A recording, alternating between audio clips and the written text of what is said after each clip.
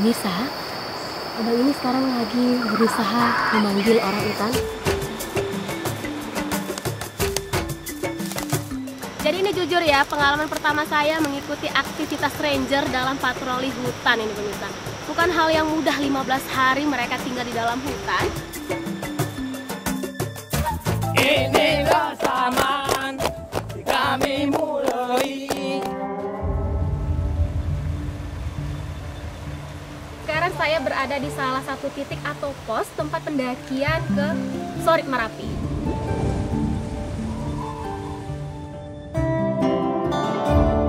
Hutan adalah kehidupan. Maka siapapun di antara kita, hutan mari kita jaga, kita pelihara sehingga kita bisa hidup.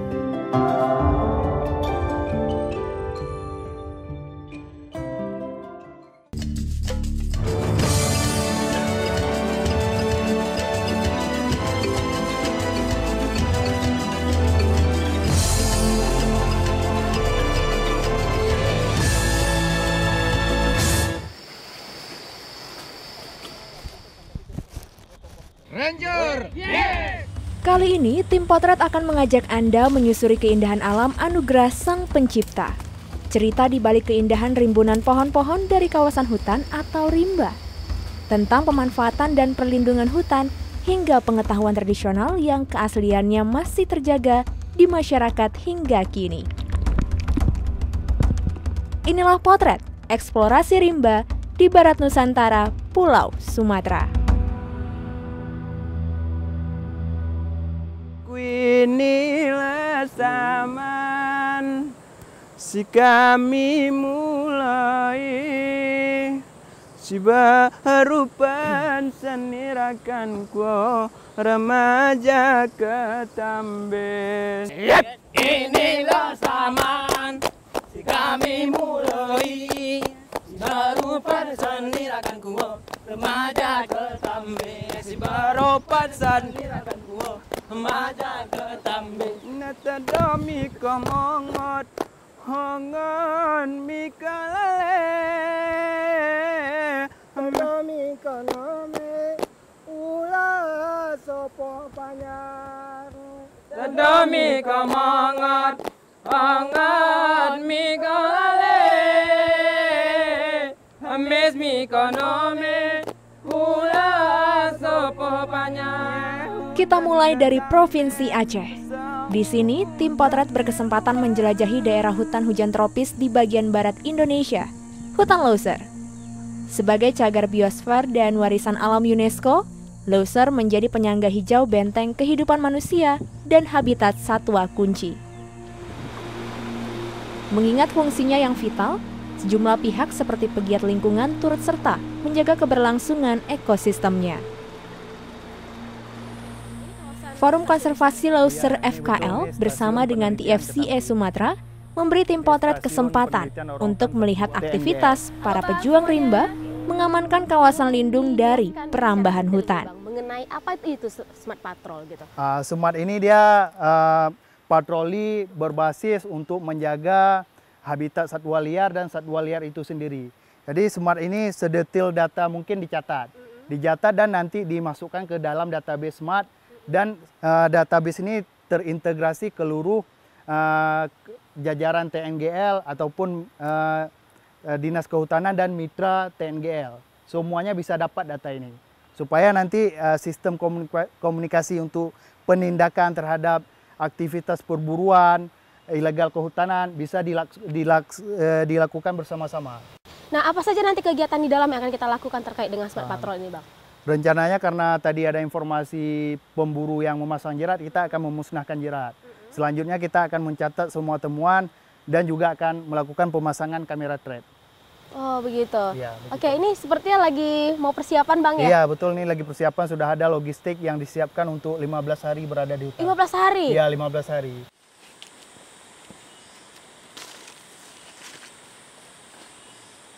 Dalam kurun waktu 5 tahun, setidaknya ada sekitar 4.700 kasus jerat yang berhasil diamankan. Aksi ilegal seperti ini ibarat penyakit yang terus-menerus menggerogoti ekosistem Leuser. Bang Jamil, Ya. ini jerat apa ini yang kita temukan saat ini? Ini biasanya dipakai orang untuk jerat landak, bisa jadi kena rusak, nyangkut juga gitu. Tutupan pohon yang lebat menjadikan Leuser sebagai rumah bagi 380 spesies burung, 129 spesies mamalia, dan 4.000 spesies flora. Sejauh ini pemantauan populasi satwa dilakukan dengan bantuan kamera trap.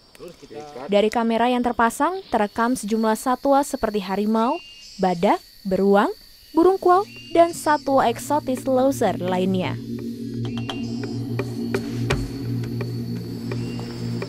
Hutan Leuser merupakan laboratorium alami yang berlimpah flora dan fauna.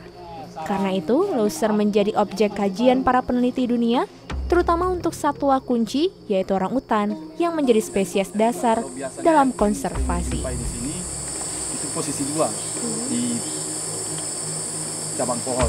Tapi kalau ada yang orangutan yang mempunyai anak, bisa juga ada yang di pucuk atau di posisi 4 tadi, penggabungan antara pohon yang satu dengan pohon yang lain tadi. Nah, pemirsa, Abang ini sekarang lagi berusaha memanggil orangutan dengan teknik apa tadi, Bang? Dengan mulut.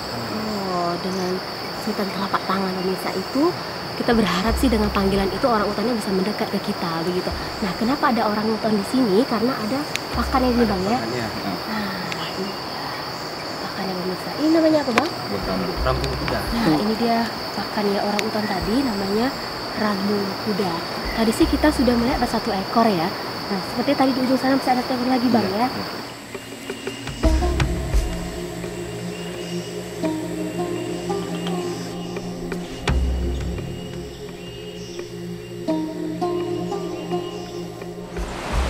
Pemirsa, sekarang jam 18.30.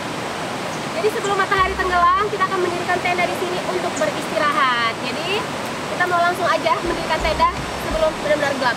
Yuk. Menghabiskan waktu bersama pejuang rimba meninggalkan banyak pengetahuan.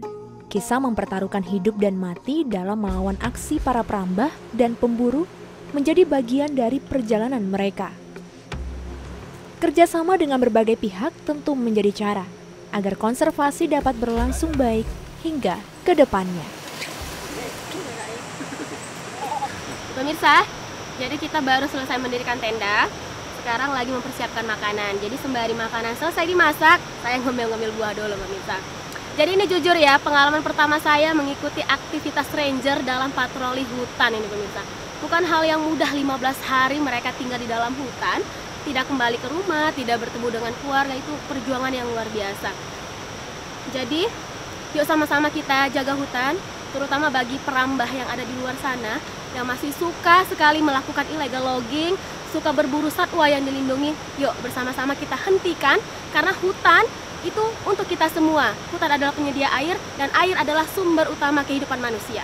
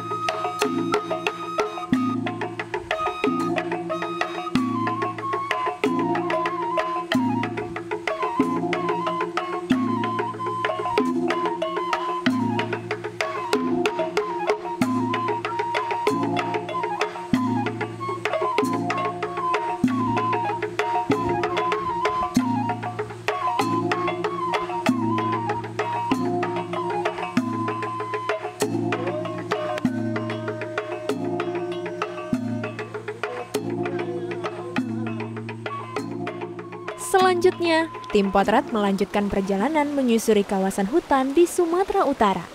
Kawasan hutan yang sudah ditetapkan sebagai kawasan yang dilindungi undang-undang atas dasar usulan masyarakat dan pemerintah daerah dengan dukungan NGO, yaitu Taman Nasional Batang Gadis atau TNBG. Namun, sebelum melakukan wisata ke kawasan TNBG, Kita harus mengikuti aturan masuk kawasan, pemirsa.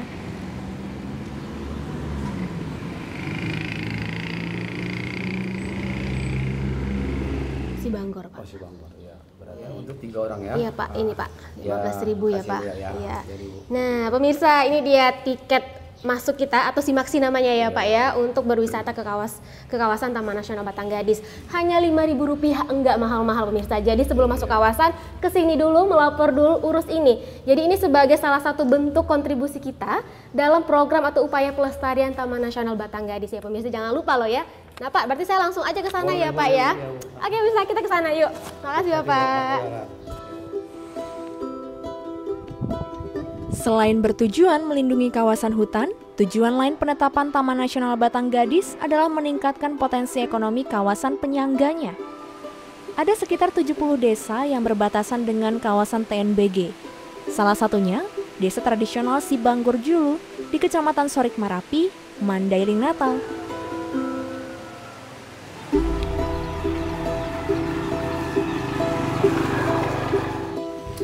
Nah pemirsa, sekarang saya berada di salah satu titik atau pos tempat pendakian ke Sorik Marapi. Nah, salah satu tantangan ketika berwisata di Sibanggor adalah cuacanya pemirsa. Nah seperti pemirsa bisa lihat nih sekarang kabutnya luar biasa tebal sekali. Dan ini sudah tengah hari lewat ya pemirsa, tapi masih gerimis juga seperti ini. Jadi di Sibanggor ini memang itu sekitar 65%-nya adalah hujan, sementara 35%-nya itu adalah panasnya. Nah sekarang kita kurang beruntung. Nah kita akan melihat ya berbagai potensi yang ada dalam Taman Nasional Batanggadis. Tapi sebelum ke sana, saya ingin berjumpa dulu dengan komunitas ranger yang dibentuk oleh Taman Nasional Batanggadis. Karena apa? Karena kita tidak boleh ke sana sendirian pemirsa, jadi kita harus didampingi. Yuk kita jumpai mereka sekarang.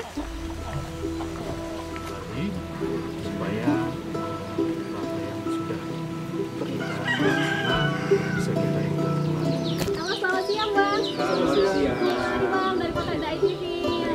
Semuanya apa kabar? Ya, saya duduk ya. Wah ini kalau abang kan sama bapaknya dari pihak Taman Nasional. Iya benar, dari Taman Nasional Batanggadis ya. Nah kalau abang-abang yang di sana, ini dari komunitas ranger yang dibentuk ya. Oke, ada berapa ini orang dalam satu komunitas itu Bang? Kalau untuk ranger puncak Sorik Merapi ini ada 20. 20 ranger. Oke, ini mewakili yang lainnya ada kegiatan masing-masing Bang ya. Kalau secara resmi sendiri nih komunitas ranger di Sibanggor ini kapan dibentuknya? Kalau komunitas ranger di Desa Sibanggor dulu ini resminya dibentuk tahun 2017, tepatnya di bulan 5. Bulan 5. Jadi kalau berarti semua ranger ini sudah terlatih untuk membawa wisatawan datang untuk melihat berbagai potensi wisata yang ada ya Bang ya? Iya. Jadi kalau untuk rangernya sendiri kita memang ambil langsung dari masyarakat Sibanggor dulu ini kan. Ya artinya teman-teman dari ranger itu sudah sering kayak naik ke puncak Sorik Merapi, jadi sudah terlatih lah. Sudah terlatih ya. Kalau kita langsung ke sana aja gimana Boleh, Bang? boleh ya Bang ya? Boleh. Oke siap yuk Bang. Kita berangkat.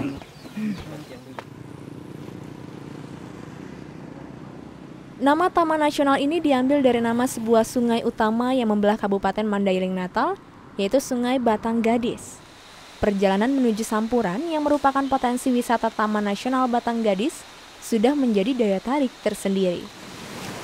Kita dapat menjumpai aliran sungai-sungai kecil berair dingin dan juga panas yang sangat jernih.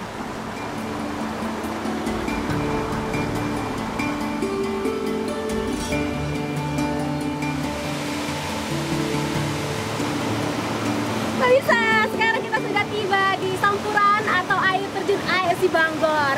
Hanya membutuhkan jarak tempuh sekitar 2 km dari desa atau dari pos pendakian sampai ke sini pemirsa. Tidak perlu terlalu capek karena medan tempuhnya juga tidak terlalu terjal untuk melihat segala keindahan seperti ini pemirsa. Luar biasa indah sekali.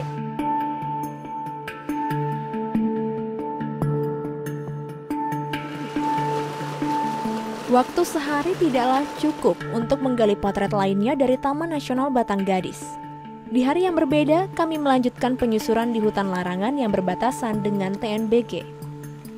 Jauh sebelum perlindungan dalam bentuk Taman Nasional Batanggadis, masyarakat sudah melakukan upaya penjagaan hutan lewat larangan yang disebut Naborgo-Borgo. Hutan larangan ini menjadi penyedia sumber air bagi kehidupan sehari-hari dan area pertanian masyarakat. Bang, ini sejarahnya bagaimana sih? Apa memang dari dulu sudah ada atau inisiatif masyarakat bersama-sama ini untuk menjadikan ini hutan larangan? Ini inisiatif dari masyarakat sejak dulu. Kebetulan dari nenek moyang kita ini adalah satu-satunya sumber mata air yang betul-betul dijaga dan dilestarikan oleh masyarakat. Sehingga ada inisiatif masyarakat untuk menjadikan ini hutan larangan. Ya. Oke, nah ini menarik ya pemirsa, bahwa selama ini di beberapa kawasan taman nasional atau kawasan hutan konservasi itu menjadi tantangan adalah masyarakatnya. Begitu, tapi di Mandailing ini justru masyarakat yang mengusulkan kepada pemerintah untuk dimasukkan ke dalam kawasan taman nasional. Berarti kesadaran itu sudah ada sejak lama ya Bang ini masyarakat ya. Imbogano sama abalu kaunanaya tompoyona mancai makan waang saban nagi. Lulu dalam ladang buyau nanaya awung yona mancai makan waang pagi potang masuk hutan kolu hutan saban nari ayapai. Hutan adalah kehidupan. Sebuah pemaknaan yang dijunjung oleh masyarakat di Kenegerian Rumbio, Kabupaten Kampar, Provinsi Riau. Mereka juga punya aturan adat sendiri dalam menjaga keberadaan hutan secara turun-menurun. Dipimpin oleh pemangku adat, yaitu para ninik mama, peraturan yang berlaku disesuaikan juga dengan kondisi saat ini.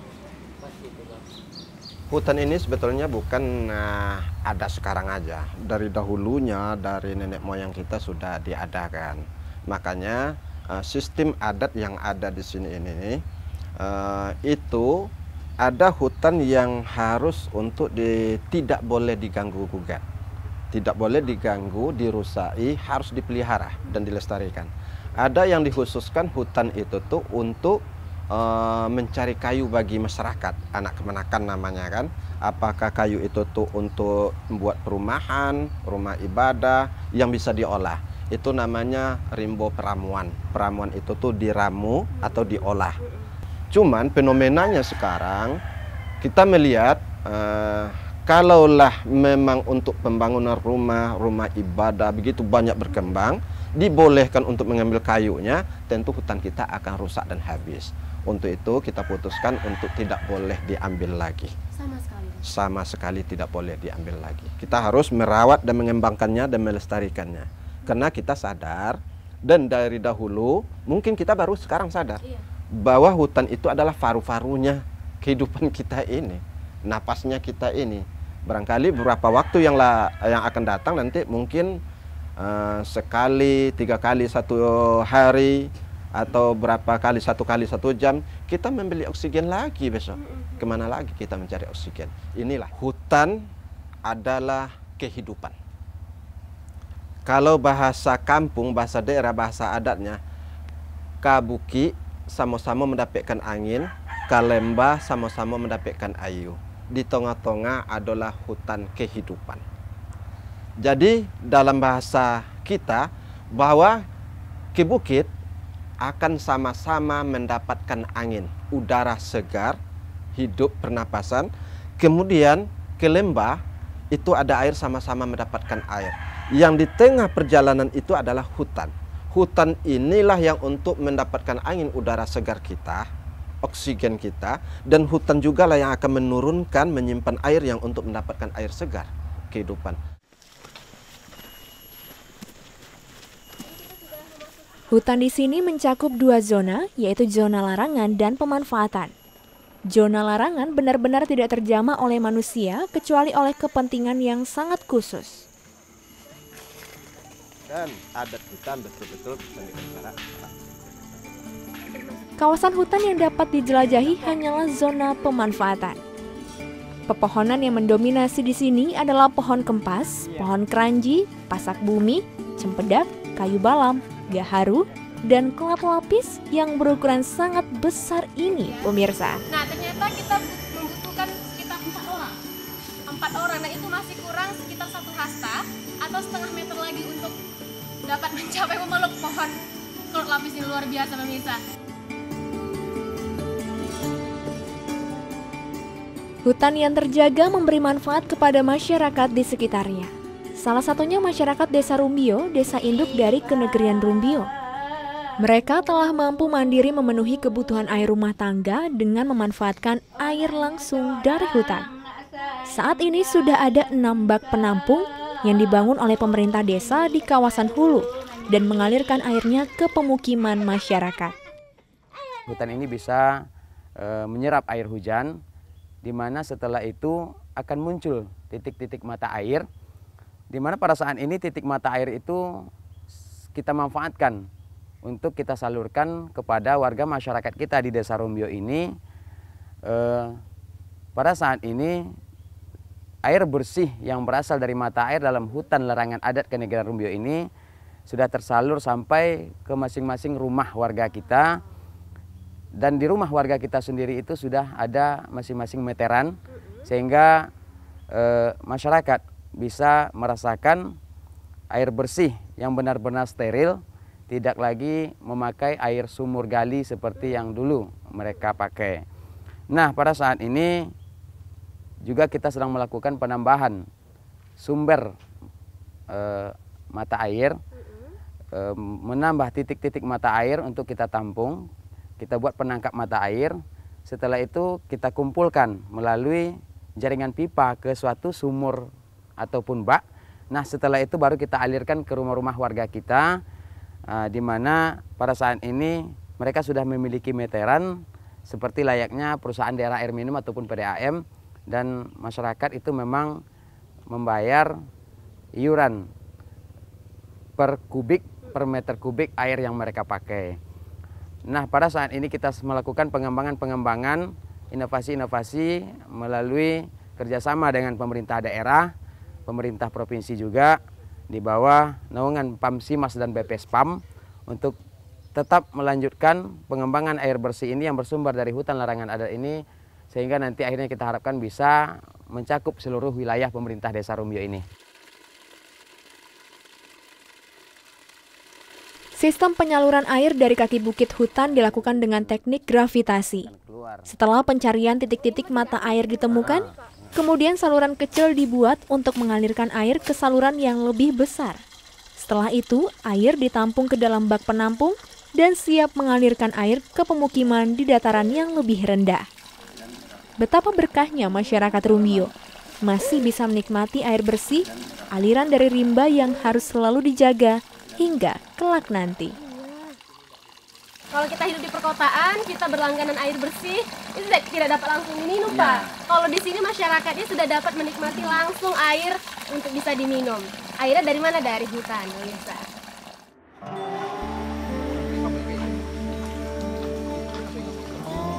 Hutan memiliki peran vital dalam kehidupan manusia.